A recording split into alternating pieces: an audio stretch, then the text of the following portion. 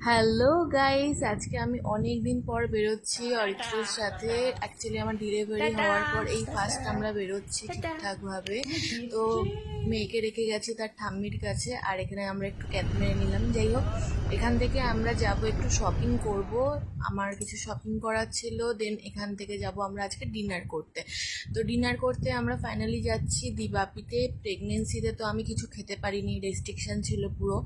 তো আমি ডেলিভারির আগেই বলেছিলাম যে আমি দিবাপিতে যাব খেতে, তো যেমন ভাবা তেমন কাজ, চলে এসেছি। এসে এখানে একটু ছবি টবি তুলে নিলাম। ছবি টবি তুলে নেওয়ার পর মাটন বিরিয়ানি অর্ডার করেছিলাম, আর তার সঙ্গে ডিজার্টে অর্ডার করেছিলাম ফিরনি। তো মাটন বিরিয়ানি অর্ডার তো করে দিয়েছি, এবার দেখার পালা মাটনটা ঠিকঠাক এসেছে কিনা।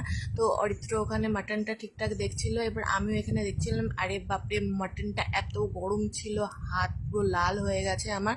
তো যাই হোক, মাটনটা একটু ঠান্ডা হওয়ার পর তোমাদের একটু দেখিয়ে দিই। মাটনটা এত নরম আর জুসি ছিল কি বলবো।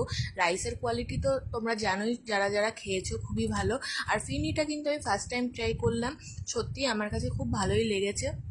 তো আজকের দিনটা কিন্তু আমার জন্য খুব স্পেশাল ছিল আর খুব ভালোও লেগেছে।